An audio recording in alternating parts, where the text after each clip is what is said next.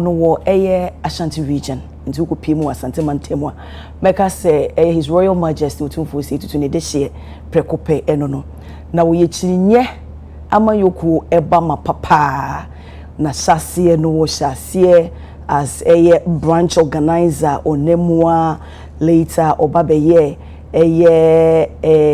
deputy propaganda secretary eno na enam so obeye Ashanti regional organizer and nature say what an assassin idea and am the juma pa wodi ntino always be a promotion eba ewo nafa wonemu anase said no sini mabunu ekasafa campaigner obeye no ema ne benya deputy director for special duties ewo National Democratic Congress wom headquarters wonim payinfo bebre security agencies logistics finance directors nyina ekabomu eye adwuma enenemu anei woba be deputy Defense Minister Honorable Bruja Jemfi and the minute about betray and come Honorable Mwakoba. It is up now. It does see a twin safro so no ba. This me does say motor suffering. Oba ha che. If na who branch organizer. We be na say wa nya bi. Oh, my Juma branch. Why Juma? Na my regional organizer, me regional youth organizer. Youth organizer, regional youth organizer. Me that say. Organizer no na ono boaboa edom ni nyina no. Na youth organizer no boaboa mabunu. Na women's organizer so aboaboa ma no. Oh, okay. And e wo zongo kokoso so hwe Zone communities no and so I see what boy Juma me da say me ma wutim kwan so oh ye nyina e three das oh ye three das I see now wa be ye defense minister said they will see ken deputy sorry deputy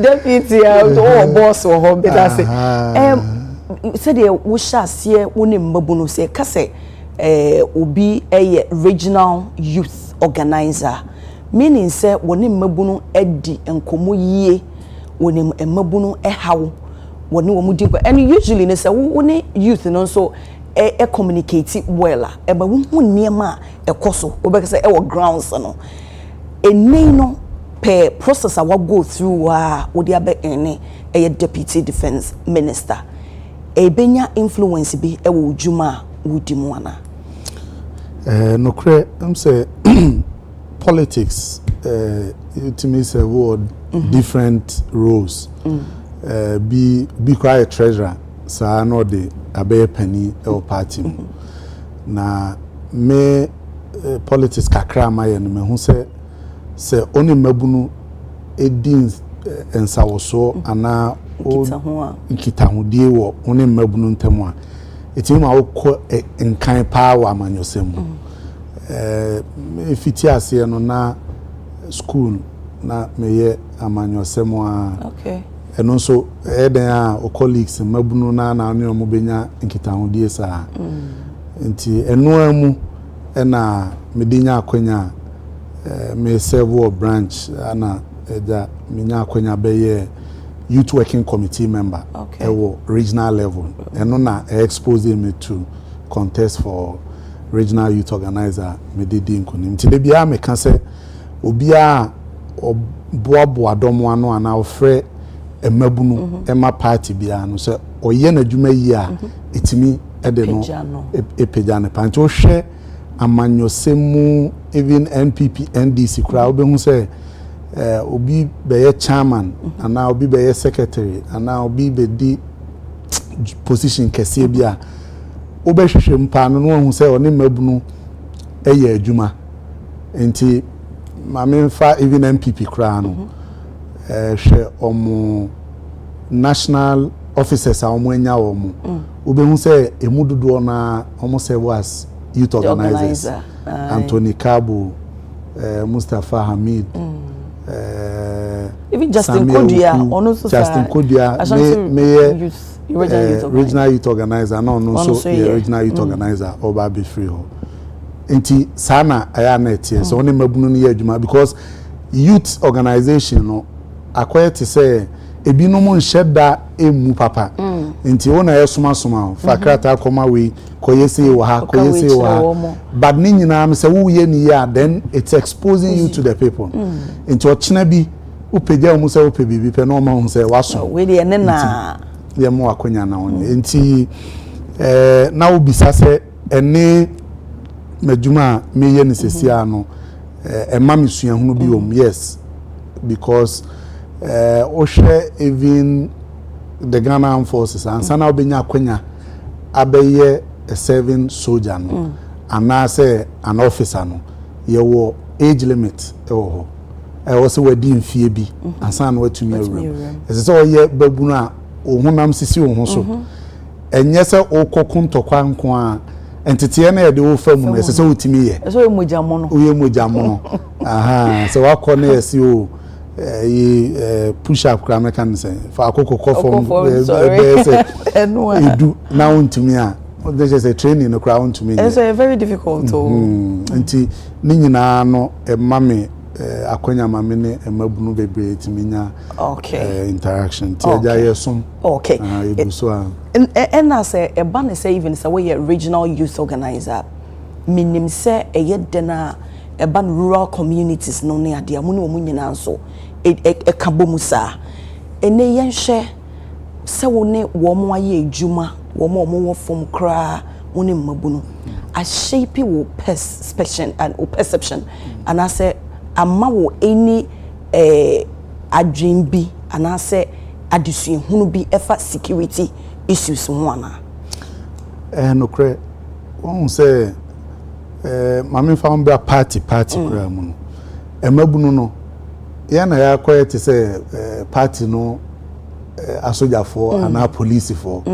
say party ni be di dwumadie bia ye na ye frɛ say ye mebo ho ban ye nhwɛ say obia be di mra so ye mfa ne say party no be ye a public event say ye di mra so enti youth no na obehu brebia ye te security committee a obehu say na youth organizer wo mu a or say ntotoye bibia fa dwumadie no ho bia ebekoso kama enti aboame ama mehu senior emabunu omo problems ankasa kwanya mabunu faso etete mabunu ayepa adwuma omo ewo pepa so omo besom oman no in many other areas including say obeba beye asrani and police and immigration nti that connection no has always been there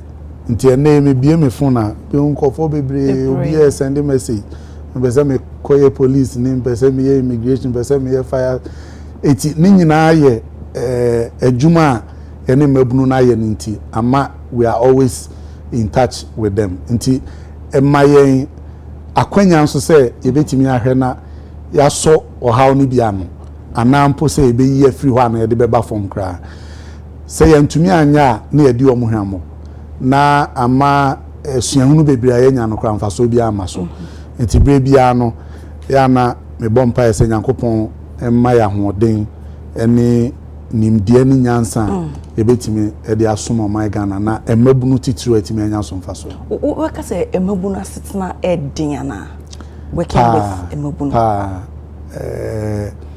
one who say we are exposed to a lot of things nti ebre bia no ye dynamic untumi enka say say ena nipa asomasi obeye one nipa ne dinkita hodie na no ne bibia tumi sesa within minutes because of the exposure yana epie abonten ekobobol ane namfofo be di nkomo nti obi ahu de obi ye won fie ti PS ne bitimi nya influence on the other nti woni obi kura di nkomo anya nkyerechire mu ne bibia no ade beche no ne perspective to me sesa na afi de oni na kan na no asan akodane bibi foforo nti to be able to work successfully with the youth no also you're a dynamic person we are a reasonable person fair minded I'll be to me tie obi asem ehun say asem wani pa so mesi kan ma me fa me hu nyina ni situation mu na me hu se nka me na me wo saa tibia no mu a sen na nka ma adwene be ye me ana sen na beko eno etimi boa ma otimi ene mabunu eye adwuma ase wo ye wa adwene se wo de de bia ha ya na me gina me sesa me bibia enye ya aya na a bit difficult working with the youth. You need to be open-minded. Obi baba someone nipa no be kan kire okra no odwene ho a ebe ye ose sebi impreduasa ababia nhye den nim nanso at that moment no fa wo hu gina the situation of the person a bit me am appreciate is any anunti na odwene say ntimi nya akwanya na me chire mu mo de abufu hia na just say we lose to the person entirely, and once you lose control over the youth no who and some baby and the Ubet many share some of the challenging moments you face here when you were dealing with the youth. Okay, so to me I can say dealing with the youth challenges in the said they kind eba so almost every day, but in my service as regional youth organizer, I remember one situation. Many director of operations at the presidency. Sabre no regional police commander of Ashanti region. Na MPP for normal Tikobi, it's a movement for change or CBB. Almost a demonstration on 24th February. A died the 2 Nsroma. 2016 MPP for Sabre na say omo ama omo home so pa mpese omo ba ban nti na anopa na meti se nana bi Sabre so na ye omo convener na bibi one Dr. Nsiansare na okasa radio so about the day 24th February na ebeba no na oka se omo pese omo ye oyekire na ekire se omo betu NDC aban ti mitia na mse kofo ye mo kwan a omo de asembe ba krom ha enti quickly na me truckrata akoma police for say MDC for nso pese ye public event on that day na ono be kan radio so no na omo ndi kan mo police for amane enti krata ne kodru police a omo GBB atum mu wie no na fe na almost the no beba na I don't know, I think said they had engaged the regional police commander Sabre near Kofi Boache informally among fa krata anko nti ye krata na dikan akoto na nim na ono nso em so ne omo nya nkita hodie bi nti na fe akoba say e kwan be na e be fa so e be manage the two that situation nti media as youth leader no na me bo ma ban ho ban se ne be ya ade no mpese omo ye no entumi e maso nti ye twen ya du ba bi e na afa omo je mu se ye nkoye de ye pese ye no na ye nso ye mo ye ho bia me de omo ye na me pese e be baso it was a very very difficult moment for me, and it was within I think 2 or 3 days now was a team mobilized in order to do the event. And he organized, I think we labeled it 1,000 or 10,000 walk for Mahama. And it was very, very tight. Even getting the buy-in of leadership at the time, because Obia and Sheda and prepare. Obia prepare. I mean, Obia and say in order to block it. It was very, very challenging, but we went through it. We were able to organize. It was massive. Any year, Uncle Way. Also politics no be niema bebre wom na oko anim no so na usua ade bebre wom ntino bi anka meye no differently ne anka okay you know ye me pm ewo Afari military hospital. Yes. Enim say go through a process, public private international partnership approved 2014 and I designed the course 2018 ye she ni mu asenka by 2018 nanka you know bibia akwewie o boss Dr. Omane Boama e de betu dwa esan say Aerojet meboa. Yeah. And it go through Ninyina. There were some delays, lapses near day. So there had to be a different, variation. Now they will say quarter. I feel by September. Now, are you ready? Mami Mbisa say a nay building is honomo. But yen finish ye process bay and a go through say ye share any more by September. Now BBI ready. Edi kind Afari project na 100% government of Ghana responsibility and private partnership. Yeah, buying solely. Exactly.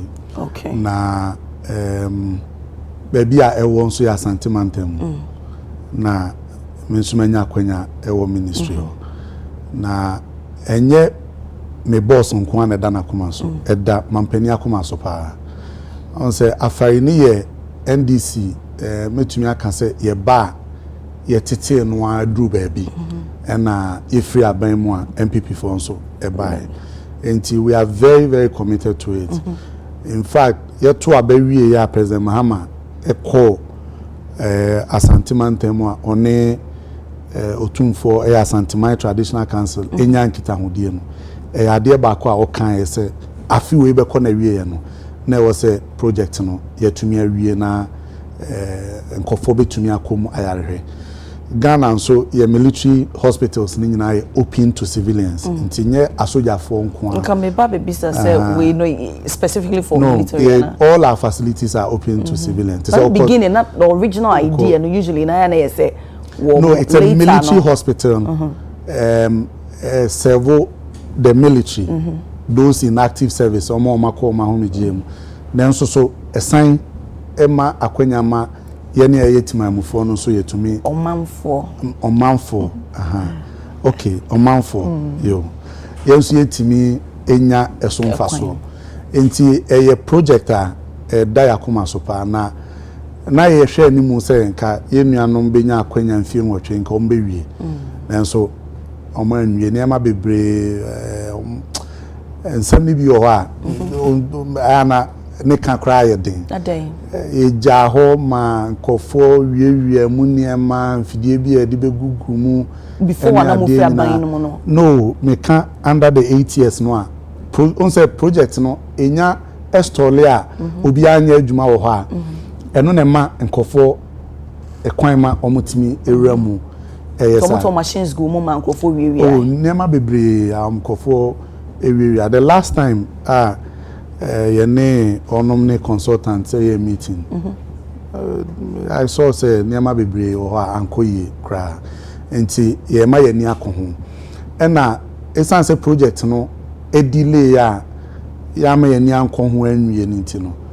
ama eka bibiri nso abebe akire eno na time we can say enyema bi entwa yie minim say project ekoso a ye wo mpanyfo mo da no a wo supervise minim say wo boss nko ntimi hu bibia eno nti na wo ka no ho enti mokoye meeting na mo realize hu say machines bi wo ho no me wiwian he for no ma hold wo mo accountable for that oh on say a project contractor ewo so and the contractor no is responsible for the security of the place but of course a facility it belongs to the Ghana Armed Forces. I know until you cannot simply relegate the security of the place just to the contractor. The contractor ni amode odibetumi as say utumi ehwena o partner no in order to get it done. Nti e kana aba na ehwan ka oh it's bibia ewo ho a ewo site wa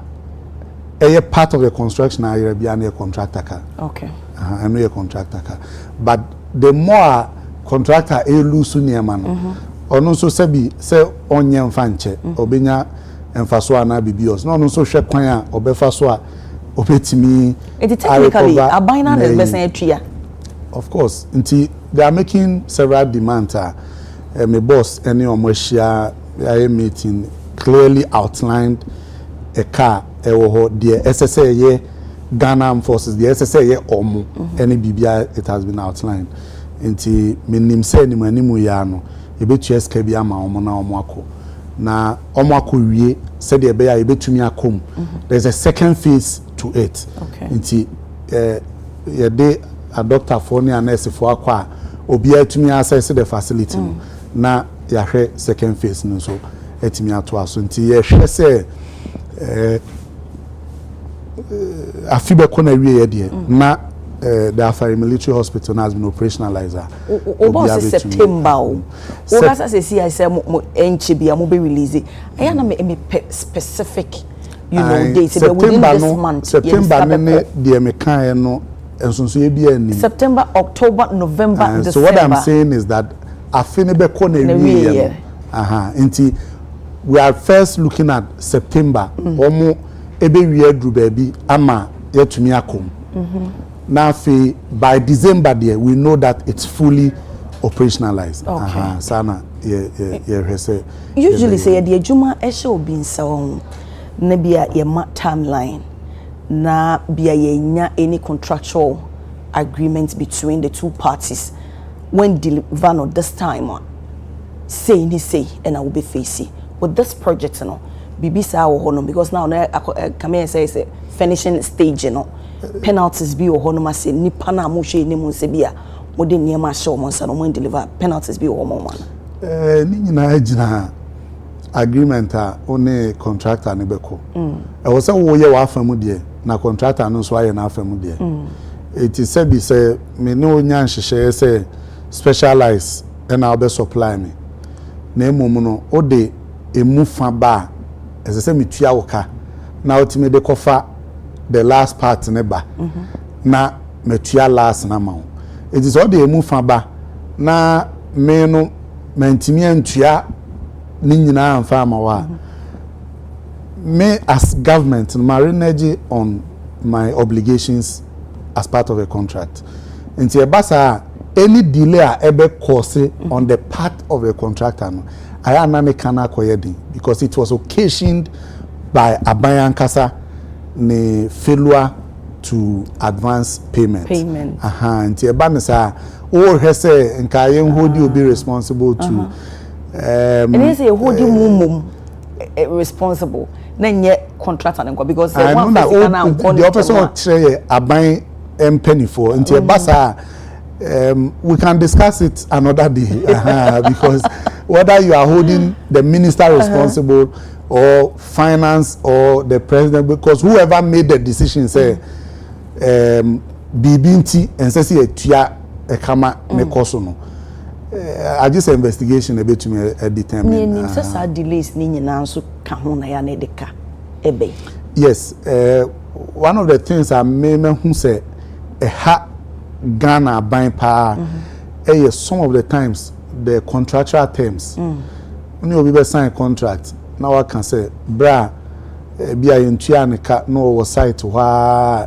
ni nyina no o se obuka ni nyina aka ho eduru ba bia ye say ye debt exchange nti project akese bi ho and NPP yentumi nto aso nyina no wo mu buka ni nyina sign the brem say yentua nti we need to look at the whole procurement system contractual agreement are signing as government send e be you those things nothing but obi so be adwuma ma na onye too sure say we be performing o part there's a risk part of it also on so pe kwan a obefa so to deal with that risk and also and cover sa contractual terms ni nyina ba edin nyanti and until I must see me finance minister we me pen asempa era to force or he say bibia aban be bia no ye bu hu konta enim say afi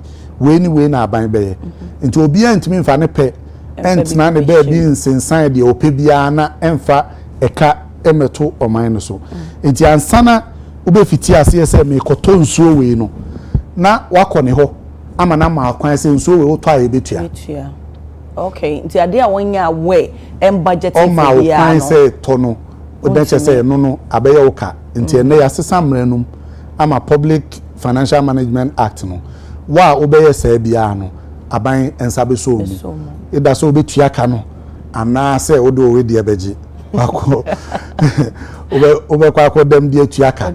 Nti eno no na efe no fiscal responsibility.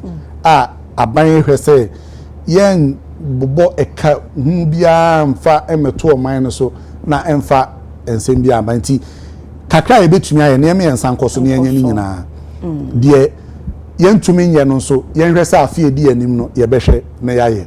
Eno boa ma oman no sikasem timi gina.Eboa so ma project bia ye bia no ye ni timi ko ho ema ye timi wie. Okay.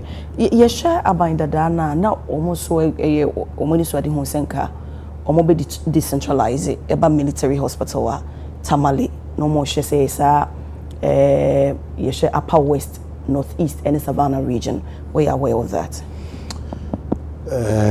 No, I'm not aware. But I know say Tamale, for example, ye ne US aban enya kita hodie ema omo my some structures bia ye to me edeye military hospital but now they lack several things. Omo ni accommodation, omo any kitchen, toilets, pavilions ni adenti afiwe budget no ye de sika shemu ma omo a ye kwakoye saa dwumadie ni nyina e de ama omo minim so say Kumasi ewo the various barracks no ewo hospital Ketwa akoye to say first point of call for any military or retired officers.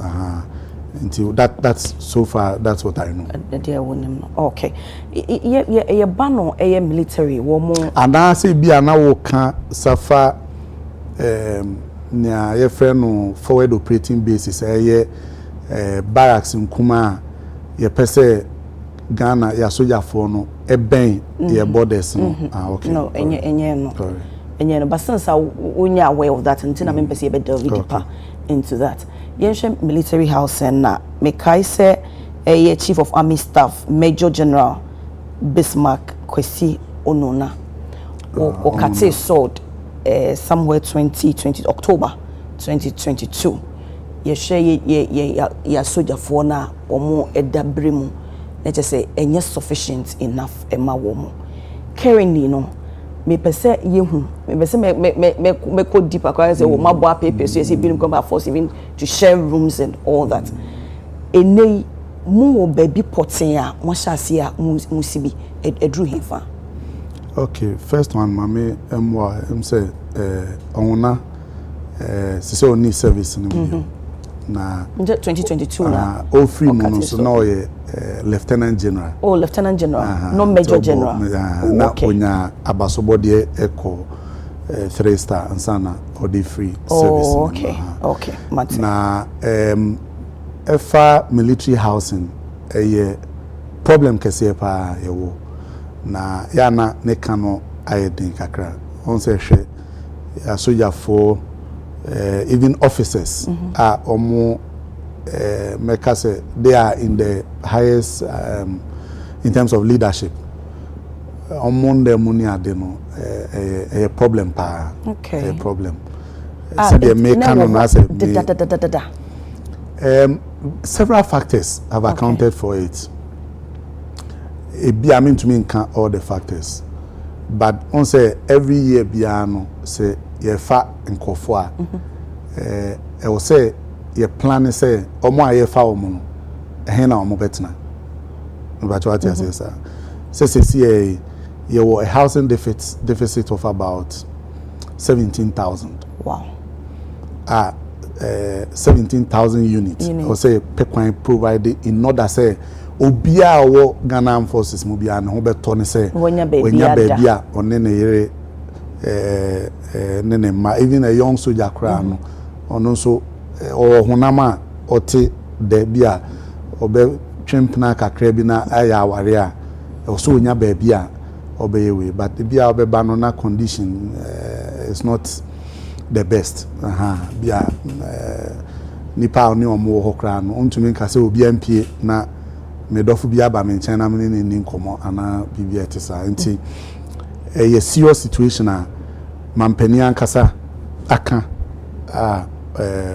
wahye bo se he will provide adequate financing ama yet to me ahwe na ya provide housing for nti the big pusher ya kan ho asem nyina no I know say discussions have gone far say here the Ghana Armed Forces housing a bit to me they dealing with a substantial part of it na etimi free ho nti there are some other initiatives, some of them at various levels and also are committed to help and complete those projects. Okay. And one who say MPP in so bad an average soldier other ranks no ultimately esum na emrane chese obesum 25 years.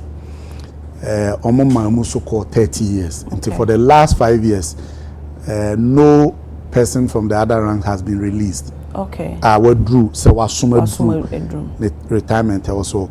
In all those 5 years, no, so now you're funny pa. Be near accommodation. So nipa ebi ana osenka oko because of the extension of the years in the regulation, no, or the 109 and obi so bad. So if you don't accelerate the construction, the problem ebeba. Okay. And enye no nti na akoba se osi ejaya soldier forfa esan say security of the country is paramount. Nti eden ya ebefa. Nti ebefa no you need to plan in housing all the people that you are bringing on board. Okay. Any omuwum dada ebi tete abonti hwese obi wo kaswa na afi na obe free ho abadwuma obema camp traffic any day anyway the delays and it's also even come at a cost because it be also working the kilometers also corner identity all of that no put together no minister Dr. Maneboama nani wo ho pa mampanin so am the assurance to deal with it. The current leadership of the Ghana Armed Forces so Omwankasa so try to do something also on their own to complement the efforts of government. Okay, so now the funding is solely on Abanya say. Yes, because Abanya responsibility to provide it. Even if Obi Kase only Abanya partner to do it, in the long run, government is the one that has to pay. Okay. And Nunti say UTV ne mo other despite group of companies when him say mo boa normal boa police for with the headquarters police station near there or say mo boa Ghana Armed Forces so with boa na nyina akoso meaning say the military high command is trying to do something on their own. Okay. It be na omo abam ho na mo so ma boa ma. Recently I go see a children's hospital what 37. I am part no credit. Nyame nhira mo. Sa na ma na mo ye ne de. Eno nhira wo omamu ana echen oje. Oh man no dey say yakosi. Doctor was say kwame despite yakosi.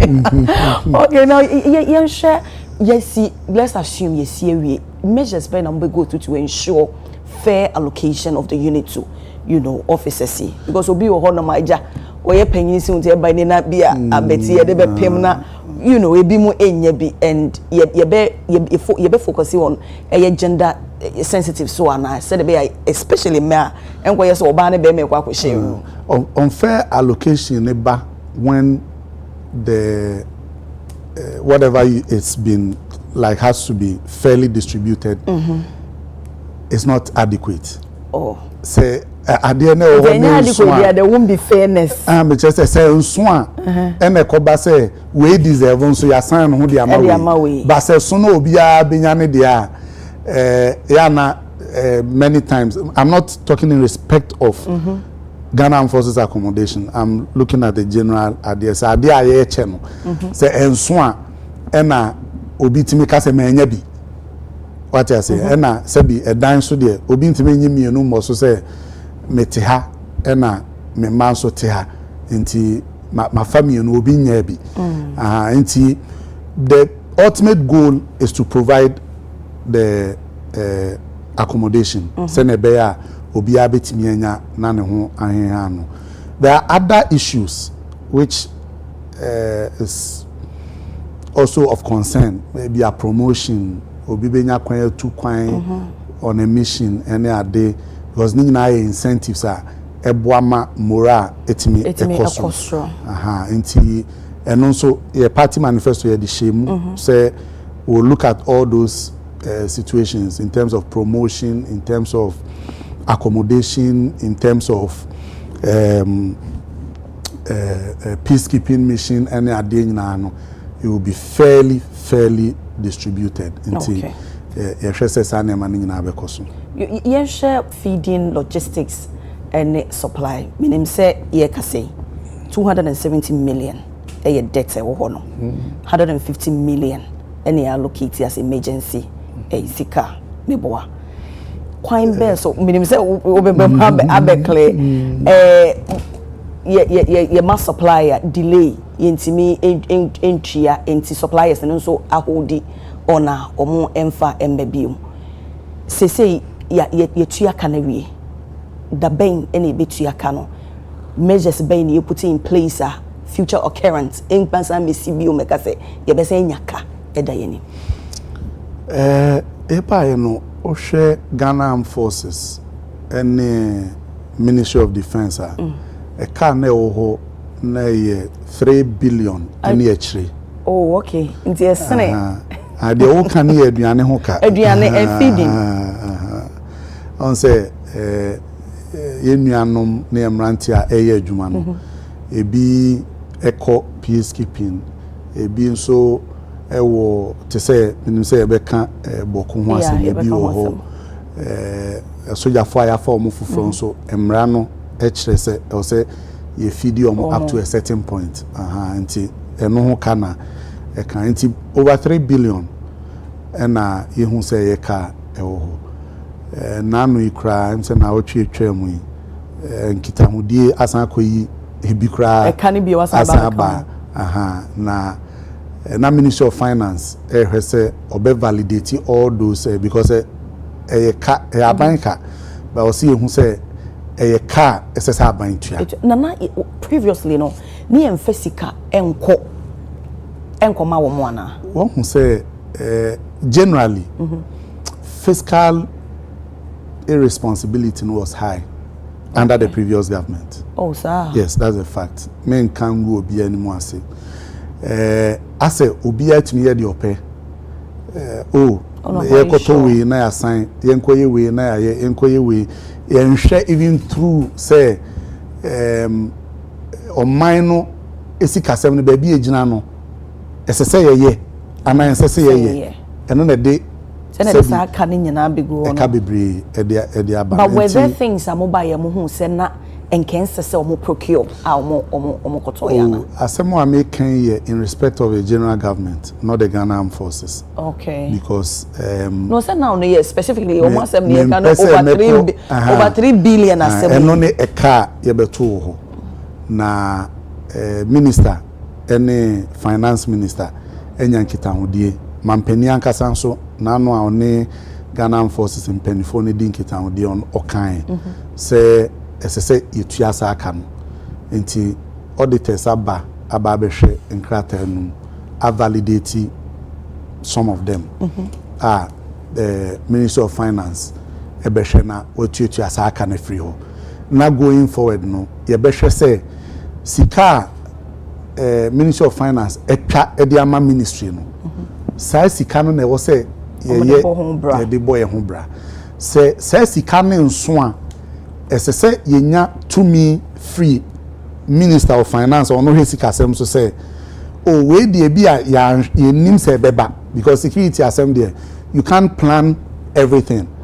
There are some that may come contingency and other issues obema ho kwan say yentu ho anamo ansana yetimi etu se na ebe ya yenso yenkofa ekakese bia ensan emeka ho enti eno dey I can assure you say minister nani wo ho pa say bibia ebe bia no yenhwe say ya budget for it apparently na twasika for it the yen budget for ehun hia say eye no o say ye finance ministry ne din kita ho de no mama ya kwan say o mu betumi aye enye say under the this issue of national security, defense, until now, BBR a bit through the economy out of gear. We have to be disciplined and go according to and share any Ministry of Finance no. Okay. Meaning say usually no say ba enema ye to enema ye se nye within aya na eno so de ka kese eba pa before answer na dihog ebeba no na about 10% of a military omu gear generally omu apparatus na ye kra eba dihog eba ye ena it mupeja ko about 30%. No ye share said ye buy a military ka woman yama they very sensitive and maybe one may see ya she yen share a dear ba dear ena maban ya majority of the things in ye bit me enya ewo hase minim se bias yen timi nya na company at least it mean about 80% kana even 90%. I'm pretty sure say cost near the bit me aba form and so say be na moye what can the hockey be an obi antiase ye wo defense industrial holding company world over armed forces said nye ntokwankwa constitution kra ma ho kwan say e wo say Ghana armed forces ye niema e betimi ama ohia aba form beyond their core mandate say omobebo man no by a straw a form in so ne baby an constitution is ma ho kwan say niema ye be ya e betimi I eradicate poverty e was say yetumi eye nti we hu say e bia atoye nchem bia si baby bridge bi abu or baby hard to reach areas be now bon say Ghana Armed Forces engineer call na omako boaye on say no nye ntokwa but say be ya ebeboa ma yina ya sitina mu ayeboko enti 2000 and I think 2011 and Professor Mills decided say Ghana Armed Forces it was say yetumi venture into some commercial activities a bit to me abuama sika aba enunti ena ye ko establish ye revamp Kumasi shoe factory no ye Diehog defense industrial holding company and a private company e ko say enka omo be produce boots Ghana Armed Forces use police, prison service, any other na. E basa sika bebre ayesisa de akokrasa na ema nyina no. Ebeka Ghana ebe create employment enso so emfaso a ebe ba company ni mu so na isan say Ghana Armed Forces ewo stake in it ye benya no so bi na eno so aba beboa. Nti that's the genesis of Diehog in Ghana.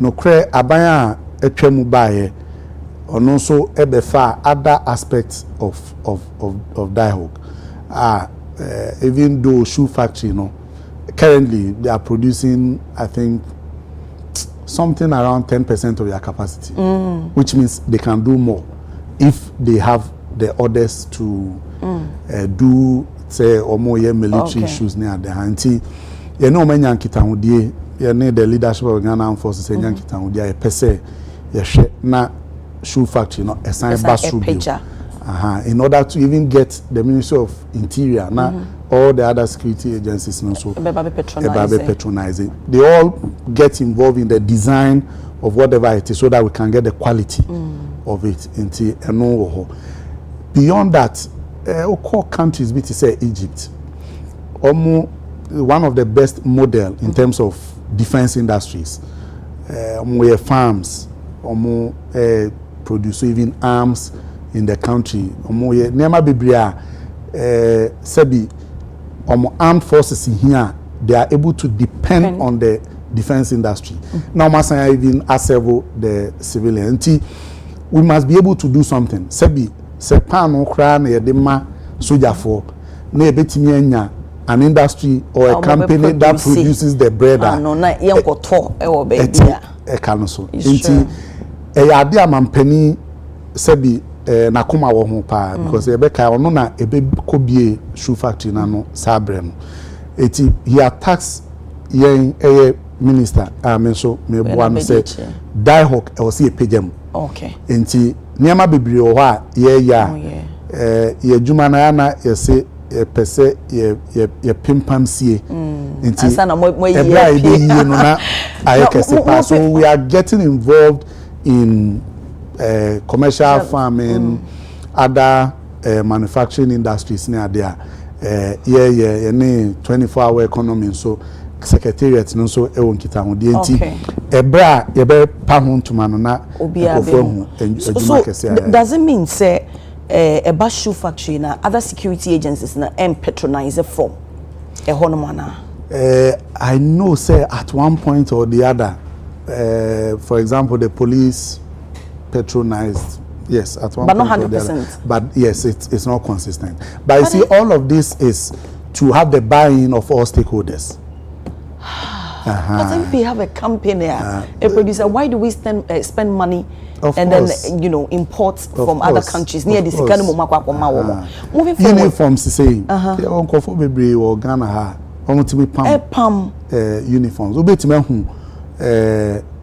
I won't be specific, but to me a security personnel now she uniform kama na ya obi na pam wo Ghana ha dia mano me so mo nhwe I don't know say eko honorable mo nhwe ho we are dealing all of that now talking about a commercial aspect e wo mumusem mo be hwe na even other countries no or even UN missions with me atombi e de amoma ma yenso yetimi enye sika na I won't say nema bebre o hwe de ye sub region ha me to kwan ko baby na ye ko hwe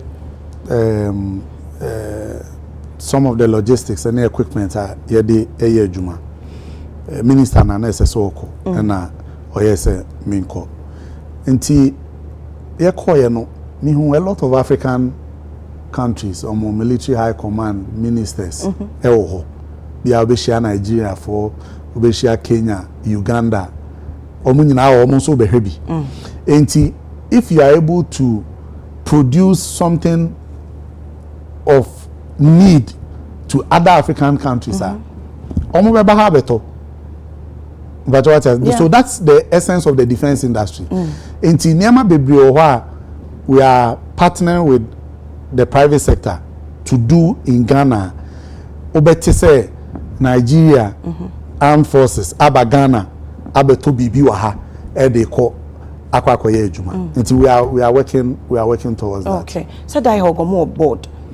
Yes, me plan necessary me board chairman. If you raise concerns members are a woman a political appointments dodo na nsheda eni experience bebre a ban of military issues nomne adea mate na nhihye bi wo ho no mo a mo betimi ayede ya revamp na moving forward na se bi obi ba be board member nipa no such an in-depth when it comes to military issues enya no kre obi a obe cancer bia obo die hawk no board no deputy minister Nedano, the chief of the defense staff, soldier for and I can say military na penny ekaho director or non defense industries ekaho director of legal and a secretary. In fact, with the current board on Ankasa Krano, private person because a private business person or can we back one pay. It will because it's populated with political appointees and apparatchiks and a fake crana on say when you are dealing with commercial activities, we must know say even though Ghana Armed Forces and now say Ministry of Defense no adiana ye koye no said the be yedin faso bebre o man no but what I say sir until you need people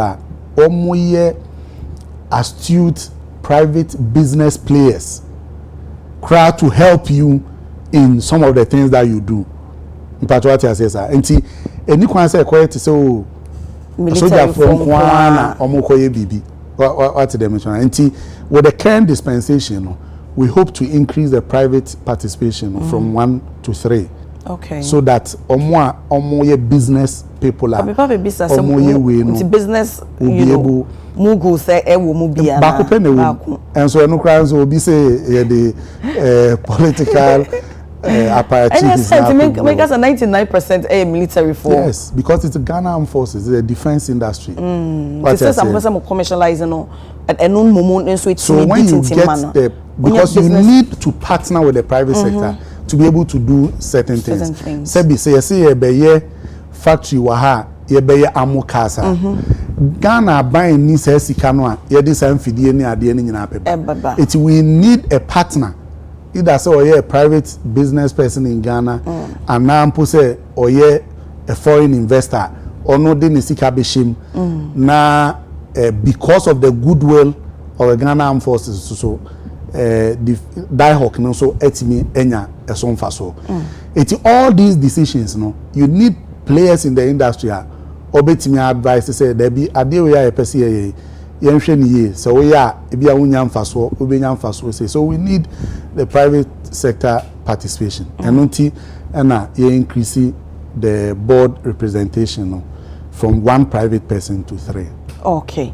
Now yembra boko we say obi share obi says na boko nsem yekra de ye twamfo nyini kakra enye ne na ye beka say chieftaincy dispute ya hensem ene dididi mo a benim say report BBC report bia no so kombo ba ye ka say Ghana fo emebuno ne bi ekrampo enso akwako fra jihadist Burkina Faso nti ma ehu enso kompabo military leaders no eni say ye share situation say dey see it make say about 2 months ago escalate pa IGP ka wo de koye krompo ye to etu edibom carrying the honorable ye wo asrafo dodo sen ye number of them a omo wo eho no omo dwumedi omo di pa enesen ye protection and I say borders no ewo up there no so no exercise are we safe? Question with there you loaded papa never be brain no akeka bomti no I'm going to say me back my answer we are aware of about 3 Ghanaians are almost involved me buy no so but the kind am say IGP call no sir report nearby was for say obi to IGP ekam it was not true. I think the regional commander or one of the commanders who had gone there previously. Okay. And it's in fact it's the IGP that was able to get the person out. Oh. The IGP was not attacked. Okay. IGP Efri Honon, so the chief of the army staff and so chief of the army staff near the Oda Asoja Fwa omu eboye hu ban wo minkanza asase so anase form. Nse omo omo protect your waters. The omo protect area. Enti enfa no form. The Oda omo ano enso ko ekoboko ene all the factions enya interaction na bibia NC nobody was attacked.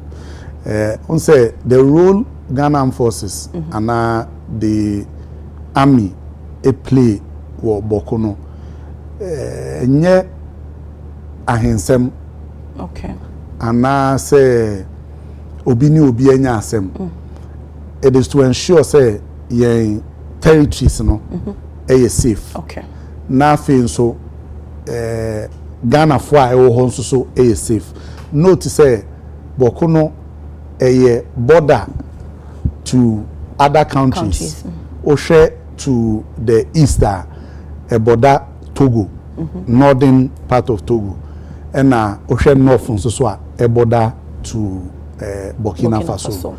And we know what is happening across our borders. And it's important say Ghana Armed Forces play that role. No, say the bear obi emfa ne ho magim emfa bibi foforo a emfa hensem no ho because many of these hardliners are almost terrorism ne violent extremism ni na no almost hwehwe fertile grounds say to say the obi pekro no abo na accident asi as ye nipa no no dey otutun kofo botom so people take advantage of such situations and then infiltrate into ebe say usual conflict be na ekona other people are doing other things and that's why also Ghana Armed Forces presence to ensure say peace be about so that people don't take advantage of that.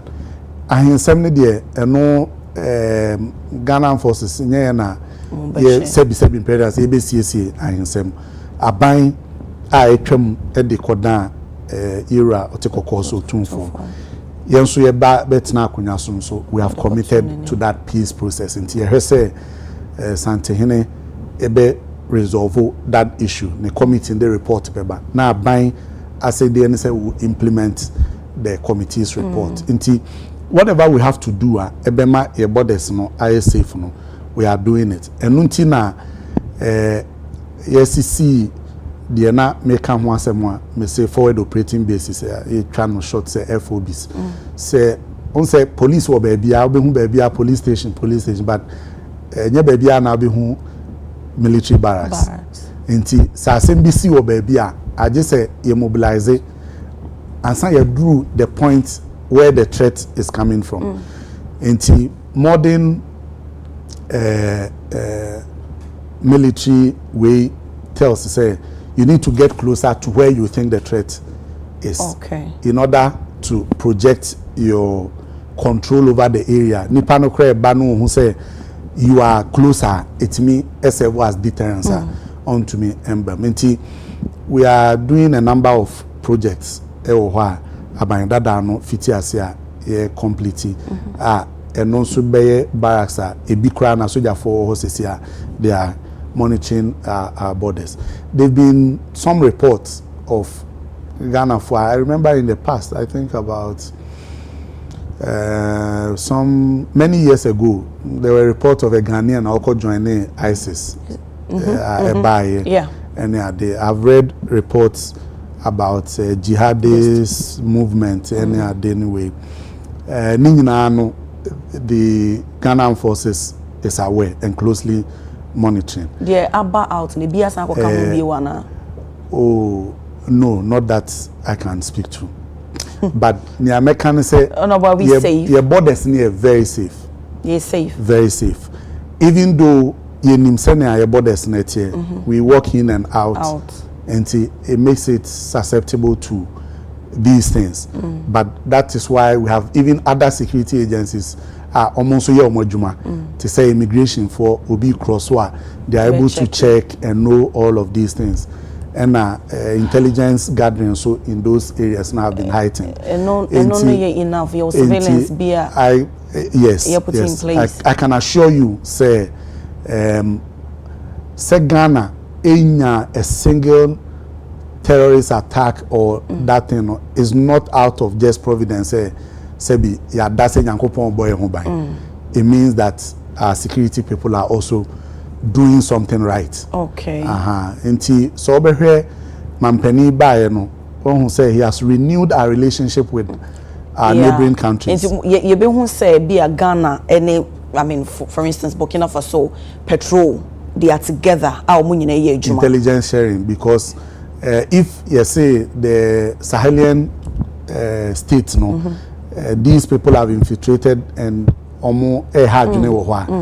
how do you know how they operate? How do you know their movement? If one banayaka, you see, there's no collaboration. The way of my any my uncle so everything is under control. It is for the security of Ghana, the security of the sub-region. So maybe information sharing. Okay. Because they also have some information that aids us. We can also give them information that will aid them, and many other things. In fact, we be akra to nchen say trone kra kan say obi anenete untimi ne nyaka o say adamfo ewo montem wo neighbors say wote baabi na obi a ne dan to also na ne yaka ne ja to dem obabobo na ekoto ni fi a ebede na onsaka eti that move say ja to no pen e wo ho mo be na ba be dum no dey ama eti that move o hwe enye me na America across the world has been hailed. Diana Mampeni Mahama Ayen has been well accepted across the world.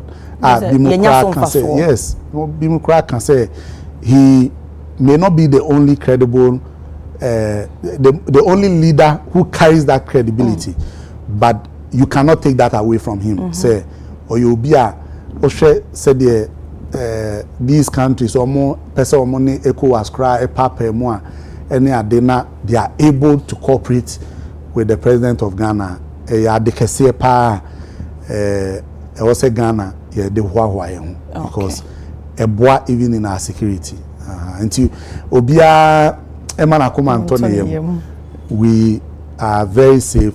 We are monitoring everything anytime. BB I who be here say you be move to quell it or to douse it, you know. The Ghana forces is ready and willing, combat ready to do it. It's Yankee Akumanto. Bianca Akumanto. But it also helps say civilians and so participate in the process. So when you see something, say something. Fantastic, because intelligence gathering there, even though people are trained to do it, but those who do not even have that training who may not be identified as such people can gather intelligence even faster. It's true. Obi a o twem akona afum. No obi bibi onum say we there o ko twa bro keke. But otherwise ono na nipa ne be lose guard in order for the person to pick information. Than obi obe suspect say we there your training is all me pick information. Inti no I was say yenso a ye omanfo se menya no right okay ye na ye omanfo no so ye boa ye ma ye ni so nkofom ye ma ye ni kofom ye ni aye didwa Abidjan dwa ko Burkina be unusual be unusual na wetia security for and okay isape ye hwe ye ba yasrafo wo mo empanyi dibia emu enche bia na revenue team fojo e de betu just say aban abomanyika na empanyimfo a wo mo ebrenso ye so wo mo retirement no aban ya hye wo mo ama wo makọ terminal leave into through that and then just wo mo de afa so no matene fe ne ba ne sa so a e de wo katitiri die we estimate about 300 to 400 million Ghana cedis eka and e beto man so where you say 12 generals na me follow ne kasa ni bia o chase say be bro sample 20 e wi to 4 ne de na wo mo bre no aso na 16 ko bi ko bosan eka ho ono bona aden sabre ye hwe eka sika ye say Ghana sika ni ho no mo dimo ko fa say sika wo hin fa pa na den na ye de sa wo mo transition wo mo ko ne ba bi tua sa eka kesi no mo so ka mo ntena ho na wo mu breso anaja se de be aban ana say sika betimi aka eye oman yi coffees mu adan abna sa sem ni nyina no kra bia ni no kra bia ni Reverend Intifojo oye na juma as a member of parliament and also ono na dom kuma na yi no say under eba security defense and interior order no or a ranking member yes minim say ansana ye be foul say be this adwuma no na e bia wa demonstrate bi stronko on say ye wo minister MPP minister or share defense so or share in fie nwotwe honorable Netiwu on say or parliament the deputy era amankwa menu or also a parliament okay but Reverend Tim Fojo and I did not to defense and interior it was said can be say bia he has something so unique fantastic enunti ebema omobe jasa ampanifo ho na omo akofa no but there be honorable to semitie wa ususu senka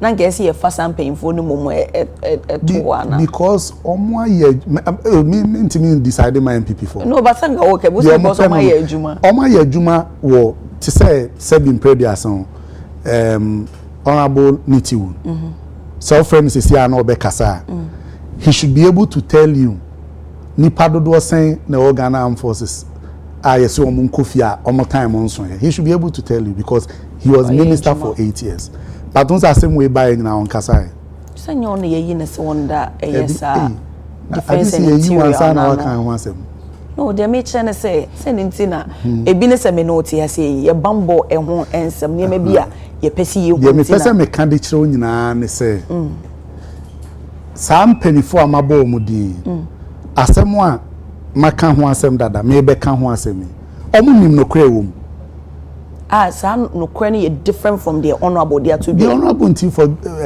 reverend team for jo kan no kra bi anywhere wom eno na ya na eye me den se meka because ye ka say reverend there nyame ni pa kese pa o nyame ni pa so de ese se won sem kan ye no esi so na no kra wom o kan ye 18th of Mampeni the changes by 17th of March. 18th, no cultural Twitter say any part 12 because of changes na Mampeni the abani chomu kofi. Na say any part 12 no omumu dodo no aka almost 6 years in the Ghana Armed Forces. Nti omu be kofi na just yetua sa 6 years ne ka e ma which runs into millions of Ghana cedis. Asemodi kan. Ade chi within 24 hours no asan be try asem foforo afi de nipa na nye 12 omo ye 15 and now no crowd say omo ye 16 afi also omo ye 20 clearly as a bia obi kan bi a kire no but ontie nie anaso wa sheda say obi twantro no kure wo mu nyina ne say nipa wo mu ekofie wo Ghana Armed Forces mu sisian omo ye mpanifo a omadru you can say 2-star generals 2-star no na e kire say okay mpanifo no mu no ye wo baabi a wudru a obeye 1-star general okay baby no akosro 2-star baby no akọ 3-star e ho na na Ghana we na ye ultimate e ho na na ewo mampani Ekufuado apije mako 4-star okay nti the former CDS no na ono general a 4-star na sa 2-star for na ye kan omo ho asem omo a 2-star Ghana Armed Forces no mu nyina nipa 15 okay 2 stars yes wo Ghana Armed Forces mpenifor modru sa mpempenso no 15 na sa 15 no kra no this is the first time you sa high numbers no because Ghana Armed Forces no ayete say pyramid kosro na yeketwa nti sa nipa 15 ya ye kan wo ho asem enye omo nyina na akofie enye omo nyina na akofie okay emu enwotwe 8 ebra so say also omo kofie like omo Ghana Armed Forces na ha it say public service okay say judge bia so wo high court wo court of appeal wo supreme court wo age a wodu ese say kofie em say supreme court is 70 or so I think 70 Supreme Court is 70 court of appeal here I think 65 or something and every person publish here 75 okay I have to I stand to be corrected but the point basically is that there's a point you have to go home enti say udnya enfie aduonum nson 57 na oye kenela e chese ukofie okay into retirement age 57 at the point of kennel but ebia won there okay other ranks no so won there into we do 57 no na when your promotion koye 1-star na when your 3 years account additional 3 years to be 60 okay we do 2-star no na when your akwanya eko we do 1-star when your akwanya 2-star na enfie miensa be kan hey 6 years not just a wako okay so you do 4 as you progress you get additional years to serve for the purpose of education edi how many years and it may take you to get a star in addition, or even a promotion in general? Promotion depends on many things. Until to me, can say, any number of years it doesn't of service. look like automatic yes. Okay. Okay. There are other issues I don't want to discuss it now. Enti obia what do 63 years or you 2-star.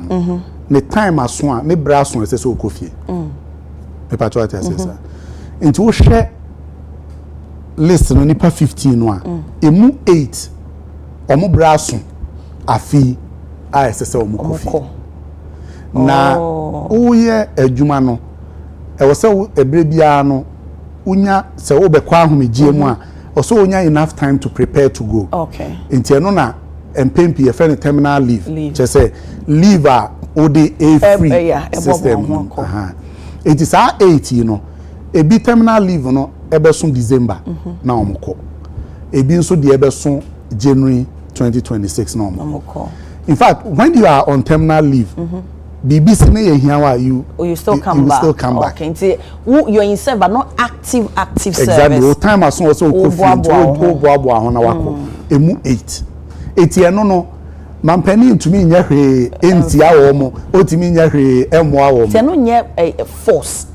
I mean, you're forcing them. No, it's time for them to go, and they all know it. So meaning say abino emo kebia emfa. There be not 300 to 400 million. Everything I make 300 to 400 million. Everything I make can say, Sebia, Yera Mankwa Menu never can same way. And I need you never can say same way. No, debating it, no, say you are debating somebody who has knowledge about it and be our shed as a will. But Nipa, okay, no, media, a beer where this soldier pen or baby, and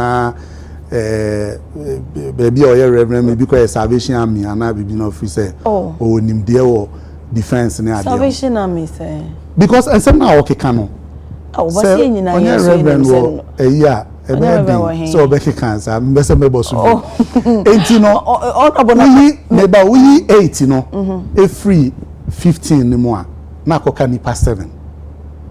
Okay. If I try to say, some I can't say, yeah, almost 15 and 8 there. Automatically, more time as so. Yes, also moko. Into 7 no. 7 no. Emu miensa. Omu wo edwuma sisia omu ye edwuma. Ah, bako ye be National Defense University. Be ye tisa soldier for university. Zemeka say pimpam niema ni bebresi. Epia na babonte. Penny bako ono ena yede na to ano as president. Yes, 3 na.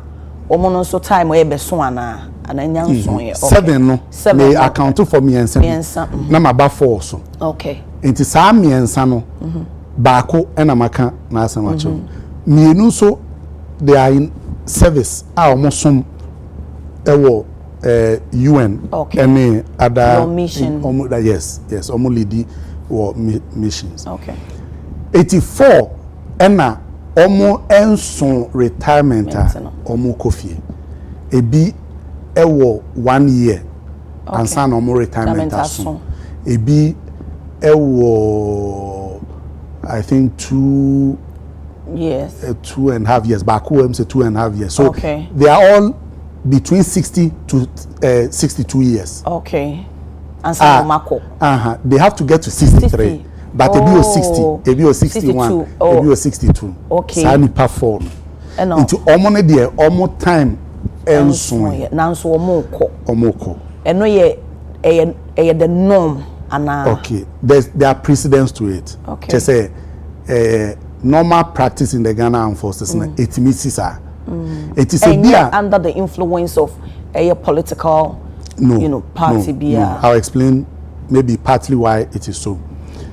It is a reverend team for job cancer no say then a nipa for be more time on so near more makufia then it becomes a fair grounds to debate him and also when so be compact as president go for enunti na on kanisa no because onim say presidents ebre bi kra duru ya major generals na 2-star air kosro nipa 10 and a kofia no more time on so. Was it a good thing? You be emulating. Say the abanya kase resetting. It depends. It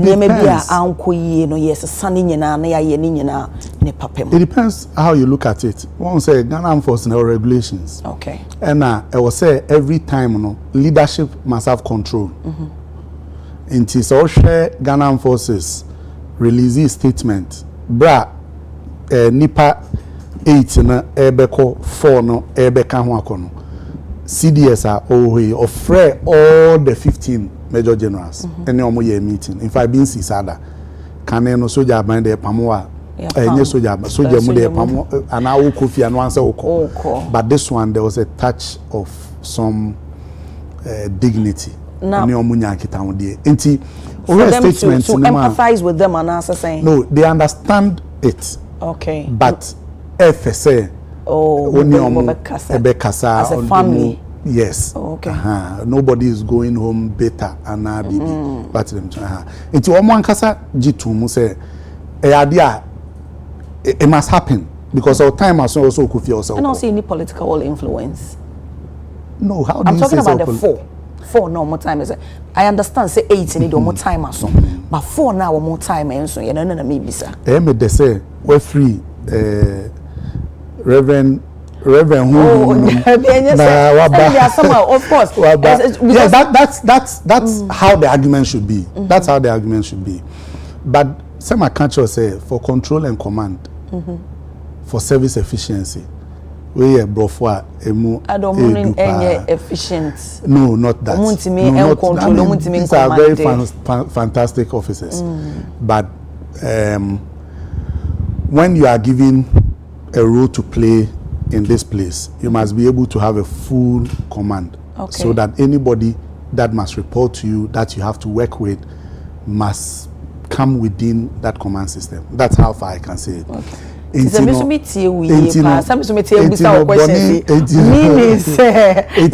that full command and control. No, I'm not overriding. I'm not overriding. Me question aside. We are having a conversation. Yes. I like how you are coming with the conversation. Fine. Said they would chile more 8. No, men come back to 8. No, ABO no. Because now, I say, I'm a fan of for your words against and you are the deputy minister for defense. Mami Fabi can 8 in the sign reduce to cost 7. Ade. Baku wo mo a all papers or UN. Okay. And ne braso e say oko. Say no dey but our whole kwan say otimi ko pesa post no. But say ye mane call retirement na otimi ko post. Nti ye mane mu so akọ 3-star. Additional 3 years. Let's say when you additional years. Na watimi e dey ape e dey animunyam oh my Ghana. Okay, me na make an phone there wasn't any command. One say nchechemu amabe na maybe no so one say nchechemu am dey ama nyina no. You can clearly see say there's no malice as abanya shed that say or say pamu binom because yenya new leadership ana mampani aba anyway. Okay. And na one say 2-star generals ni nyina no omo ho as 2-star and the current CDS no abra this position man no na oye 1-star within 3 months. There's nothing wrong with it. People who don't understand the system and my NTS yourself within 3 months will say promotion it me the catcher will say President Akufo-Addo and Epija the former CDS commander no echo 4-star. Me say I told you. Yeah. It only took an announcement at was it State of the Nation address and I'm Penny announced it. And everybody was back like to Asema is are there measures processor or go through for their promotion? Like I say a lot of dynamics. The dynamics need be you need time frames, say be a years and I say a lot of things come into place. A lot of things. Well, you have appointed a 1-star general who is going to command the whole of the Ghana Armed Forces. So send the position or override it. That decision is left with the president and the Armed Forces Council. So once that decision is made, 1 month, 2 months, and when I make Contractual say promotion there, it depends formula on many things. Okay. But say hosty na you see the general manager mawa. They will not continue. You will not be called host. I will say the general manager title no. So you may still sit here as the host, but to be able to have command and control, no, that general manager title must come. Okay. So that people will see you as the new general manager. So the bear instructions or command and no control of the system will be able to work. That's already how it you is. had 2-star, and a one 2-star, and one promote uncle 3-star or 4-star. Not the meaning to me church because that's the constitutional. Oh no, one matter. So you need to have control and command. Of the president. Control. All the security agencies, no. All the security agencies, no. Ghana forces, Kwana Mampeni, share or Matade. It's true. Because he is the commander in chief. Commander in chief, no. Constitution, the man Jumedi Bisa onye. Ibine say on the appointed the chief of the defense staff. And all the service chiefs and chief of staff are Obeo General Headquarters. Inti, sir, the exercise of that executive power. Once our entire constitution it will be difficult for us to sit here and question it. People can share their opinion, but I mean it's within under the discretion. Exactly. Okay, it doesn't mean say as a president, so you're comfortable with obia obeying a cell no nkonkwe CDS no. Menye president that. You are deputy. Now the bambon some need. Enyama bebre kom. And back to me question. The meaning is for no so they didn't have that control and then efficacy. I will not be able to speak to that one. Okay. But they are very fantastic officers. Okay. So now the engine to say nipa 8 and out of that now 7 because back to position. So there has been a promotion. Back on I found 2 years ago Odini Juma. Okay, but no, he's still in the process to get it. To get it. Okay. I mean, is it automatic so Binyana? Yes, we are very positive about it. Okay. Is it in Munyam she everybody oh my Ghana. Minim senche you better wrap up. Now you share interior and a defense. More collaborative. Are there things that munyina mu jojo ebomana because lay person view you say oh interior there ye mai mu bambo and defense there ye across border any global and munyina so here what are some of the things that more share together? One say Ghana for said them kind to protect the territorial integrity of a country so but I am bebre adwene say it's only about external aggressors. So we'll be free or mindful for so but but the Ghana Armed Forces has other internal roles to play. Okay. And in fact, Constitution and penny who can say Bibia or free say a bit me aboard the security of a state no or bit me deploy the Ghana Armed Forces to do it. Now MPMP there are isolated cases of maybe I'll bet say, oh, soldier for any police maybe way be. These are isolated cases. Ghana Armed Forces and Ghana Police Service. In fact, all the security services, no. Jumedia and Kitaudia Eda Montem. Fantastic. Okay. In fact, currently, Oshe, the Minister for Interior and Defense, Honorable Alhaji Mohammed Muntaka and Dr. Omane Boama. Omo enkita hodie no it's very high. I have not really observed what past administrations have behaved, but I can tell you say this one of the best that we have omo enkita hodie and it helps in all that. And Chebia the chief of the defense staff one the service chiefs nibi eco police headquarters to meet with the IGP. I've attended programs for Burma Campa. The IGP attends it. So all of these are to help. And there are joint operations. Okay. Together. Election security task force say the military plays a role. The other operations are boom. There are some 9 security patrols who be soldier mienu na police for it's been very, very good. There are joint training exercises so ekoso any other. But of course, the eba bontia obidin any be no. Mostly no, we mistakenly generalize it and say oh soldier for any police for temo any those things. It's never. Sometimes also in every human institution we have bad me what this position in the police service say the bar but it doesn't work like that. I know, right? They have distinct ranks, distinct positions, but they work together. Okay.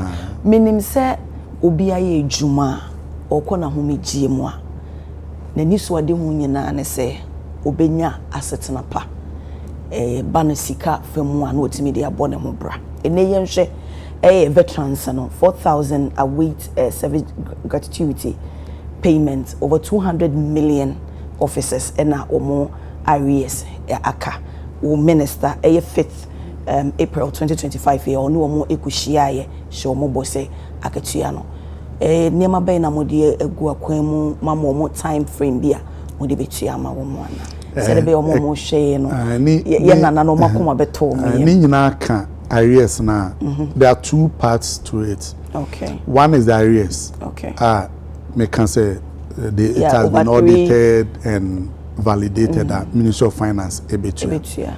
And there are other issues of how much is paid. Okay. We can do something about it. There are some people within certain ranks are almost and it's not the best. Okay, like Omusikano. Yes, so we are working at that one to upgrade it. Exactly, and also working on paying them the arrears. One said there's a Veteran Association of Ghana, IFN VAG. Nkofo bebrete VAG na loto na eba homo no credit because na VAG na omo timi the amount of crime on other activities. When the law was passed under the previous NDC administration, they had the authority to do other games, to say lotto and other things. Ebema omwenye sika in order to cater for the other people. Ema VAG ne beda lotto dinso. Think of what VAG na ye omo say lotto asama veterans omo edi jumama the Ghana Armed Forces omako omahumi gym. There are a lot of restructuring going on. Ne other agencies are omobuama sikaba VAG no so enya enkita hodi a pese yesesane ma bebre oma ebetimi aboa ama VAG nso etimi deal with members members no so ye soldier for omako mahumi gym and soldier for nso a free mu a omo yerenom SSA tua bibi mu all those issues are being looked at. Okay. In fact, more timeline the boss on that crowd. So mon come akon so yes. So then where is a film query? A background and afina query.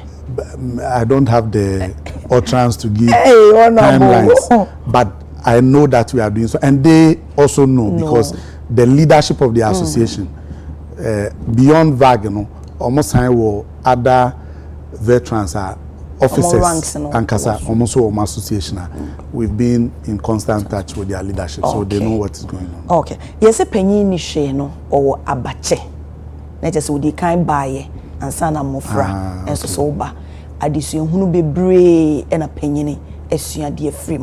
Say you share your veterans here, and she be or honor say mobile na or my mentor, you know, or more active service no, and I say marries every role be I'm a more play woman and she be sa one.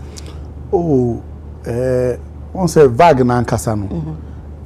Or more call my home gym, no one dano. No, I'm talking about say be a ministry on swa. You director of veteran services or something. Yeah, I know so director Oshe veterans and so any omudinki there are various restrictions as to what the former military officer can do and cannot do. Okay. So all of those things are also there. Okay. We are working within the confines of the Ghana Armed Forces regulations and okay. Adia say obiana okwa homejema o pese o sign o work akwanya kra say o timide ne rank ne to no ho so say bia obemu say e bia captain retired this we retired this obi wa bo ne din bia o soldier ni so na onkita sa title oni sa akwanya ne say o de beto no ho so se bi no na wo retire e fa kwan a ofa so retire no ni nyina I see. Wow. Ene adia yenkomo ba yebo enidaso ene yi a wodi amaye ya eye medene say ye safe because bambo de hu hia pa make us Ghana penny ewo yeni man bia eka Ghana ho nti se wasomdwe a ene betimi akwaba na ene abusuan so etimi enya bibidi edi ye hye dwumedi na se no ye sha kwan a wo fa so sha ase baby I will be doing a knee and the wabi pimo ha. Me follow vetting. There were lots of issues a bar up. Even now, Reverend Tim for Judea will debunk say no crebiasa in him. We also promoting say when you see something, then you say something. Why ye babunu pain? There were things that be a who ya and 10 times so now we babuna now. You white no, like when the that's your babu when the babu ni mu pain wa men kan yi when the babu ni mu e pain enti wunim said the babu no esi e behave ade bi wo no putupru so na ye pese ye kan wo hare so na di hu bi e ba be hye mu me ma wo de wa no de se me twato me pese wo 2 year for are there things that we hear ya now no wo betu for se memu bi enye ebio because baby I want you very sensitive and you maybe wo hono ma wontimi kwa meka nkire yen ye ne ye wa abontene ma ye hu mu keep na maso ano se de be obi abetimi enya asomdwe enti de asam na waka kire mabu ne wankasa de a mama fa de ba fonka we hu say galam say I think say escape both of us your time or no because ka be ba be bisa but the idea